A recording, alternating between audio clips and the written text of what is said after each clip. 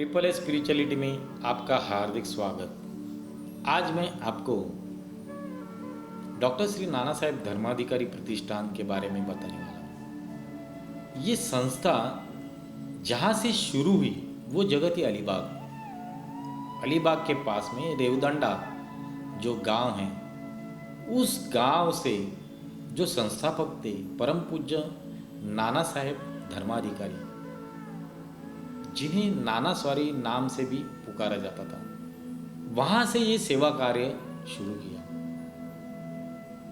बिना किसी एडवर्टाइजमेंट से,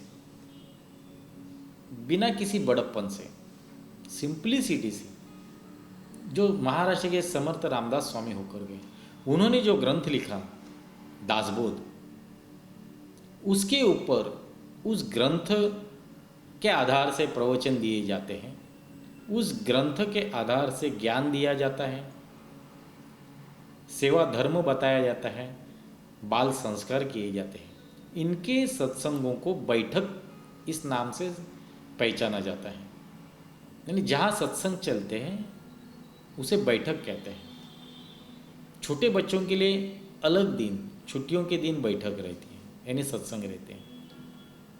और महिला वर्ग, पुरुष वर्गों के लिए अलग दिन में सत्संग होते हैं। पूरे देश विदेश में ये बैठक चलती है। इनके साधक खुद को दास कहलाते हैं कि हम भगवान के दास हैं। जब एक दूसरे से मिलते हैं तो एक दूसरे से हाय हेलो नहीं, जय सद्गुरु कहते हैं। एक दूसरे से मिलते हैं तो अपने सद्गुरु की जय जयकार करते हैं, जय सद्गुरु, कि हम दास हैं। तो इसी प्रकार गुरुवर्य ने जो काम शुरू किया, दासबोध निरूपण का जो काम शुरू किया, पूरे देश विदेश में इनके साप्ताहिक सत्संग होते हैं, बैठक चलती है। अनेक साधक, लाखों लोग, पूरे विश्व में लाखों साधक वर्ग इस संस्था से जुड़े हुए हैं।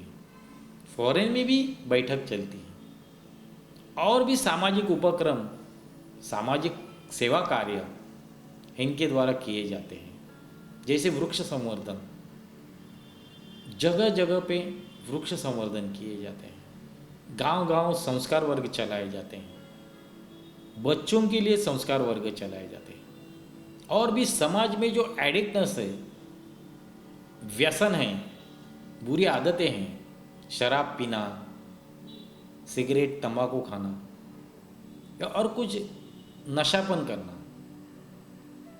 इस गलत राह से समाज को प्रबोधन के द्वारा, प्रवचनों के द्वारा परिवर्तित किया जाता है।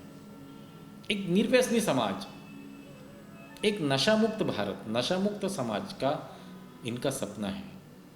गुरुवर्य नाना साहब धर्माधिकारी ने, गुरुवर्य ने जो सपना देखा है, उसके लिए उन्होंने जो कार्य शुरू किया था, तो आज भी उनके बेटे अप्पा साहेब धर्माधिकारी और उनके भी बेटे इस कार्य में जुड़े हुए हैं। गांव गांव में ज़रूरतमंदों की मदद की जाती है। सिर्फ प्रवचन ही नहीं, सिर्फ सत्संग ही नहीं, लेकिन पेट भरने के लिए भी जिस ज्ञान की ज़रूरत है, जिस नॉलेज की ज़रूरत है, जिस टेक्निक की ज़रूरत है, वो भी सिखाया जाता है। उसके भी कोर्सेस, उसके भी नॉलेज के कोर्सेस आयोजित किए जाते हैं।